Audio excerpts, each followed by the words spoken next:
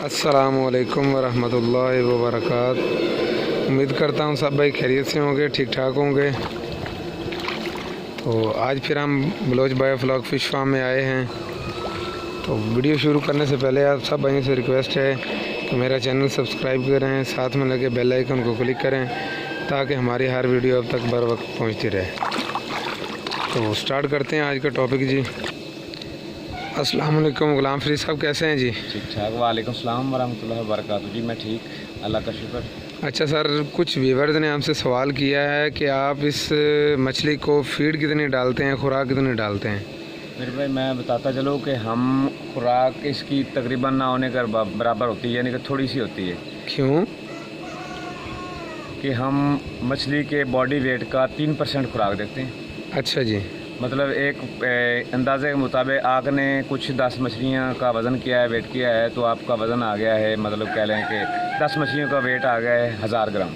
सही। ठीक है, तो 1000 ग्राम के लिए हम 300 ग्राम खुराक डालेंगे। ठीक है। अगर हाँ खुराक 3000 मछलियाँ आ गई हैं 10 किलो के साथ, अपना सॉरी 10 मछलियाँ आई हैं, एक किलो में 10 मछलियाँ आई हैं, तो क्या 100 ग्राम पर एक मछली आ गया जी। और उस टैंक में जितनी तादाद है हम उनका तमाम हिसाब किताब लगाएंगे। ठीक उसके है। बाद जनाब हम 3% खुराक उसको 3 पर तकसीम करेंगे और ज़रब 3 करके उसके खुराक बनाएंगे। 3% हम उनको खुराक देते हैं, सिर्फ 3%। सिर्फ 3%? हाँ जी, बॉडी वेट का 3% खुराक। ठीक है।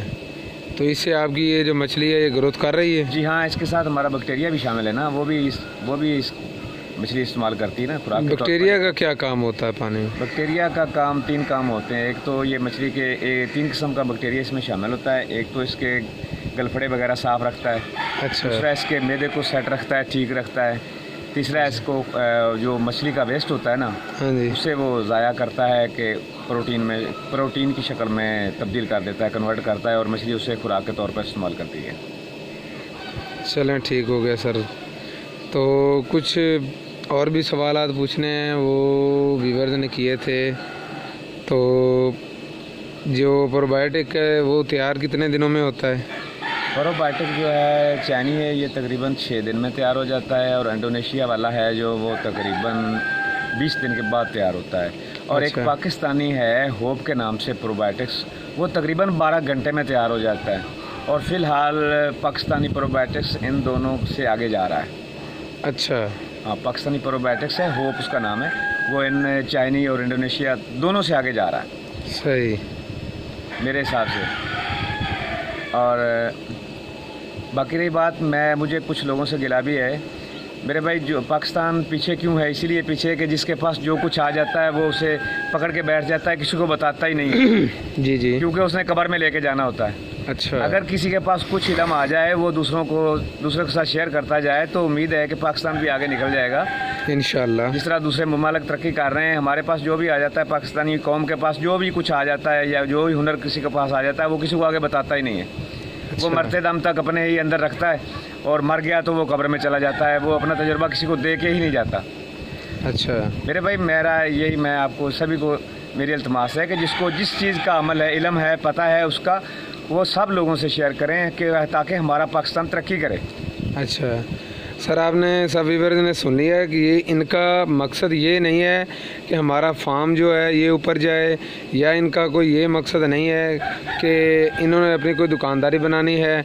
इनका ऐसा कोई मकसद नहीं है, जस्ट ओनली इनका मकसद ये है कि हमारा पाकिस्तान तरक्की करे। और इन्होंने पिछली वीडियो में आपको बताया भी था, कुछ व्यूअर्स ने सवाल किए थे कि पीएच मीटर वगैरह की आप प्राइस बता दें, तो इन्होंने प्राइस वो बताई है जो हर मतलब होल सेल है या आपको हर सिटी में मिल जाएगी। तो इन्होंने खुद से आपको कोई रेट नहीं बताया, और ना ही इन्होंने ऐसा काम करना है, अपनी दुकानदारी इन्होंने नहीं बनाई हुई।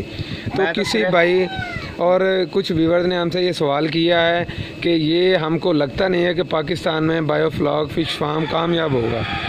तो अगर किसी भाई को एतराज़ है तो वो आके विज़िट करे। विज़िट करने के बाद हमें प्रूफ करे कि हमारा बायोफ्लॉक फ़िश फार्म ओरिजिनल नहीं है, तो उसके मुकाबले में ये हमें प्रूफ करेंगे कि Baloch biofloc fish farm original है और कामयाब है। अगर किसी भाई को फिर भी मसला आता है या फिर भी कोई इसके अलावा मतलब वो कहता कि हम नहीं मानते, ये वीडियो में बातें होती हैं, तो उनसे हम यही कह रहे हैं कि वो आके विज़िट करें मेरे भाई और प्रूफ कर दें। मैं एक बात बताता चलो मेरे भाई, मेरे पास पानी की निकासी की जगह ही नहीं है। ठीक है। मेरे पास पानी की जगह की निकासी नहीं, मेरे पास 11 टैंक हैं। अगर मैं 11 टैंकों का पानी निकालता हूं तो तकरीबन चार कनाल रकबा जो है ना, ज़मीन है, वो सैराब हो जाएगी। जी ठीक है। मेरे पास पहली तो ये बात है कि मेरे पास निकालने की जगह ही नहीं है। दूसरी, हमारे पास वो ना गटर सिस्टम भी नहीं है। ठीक है।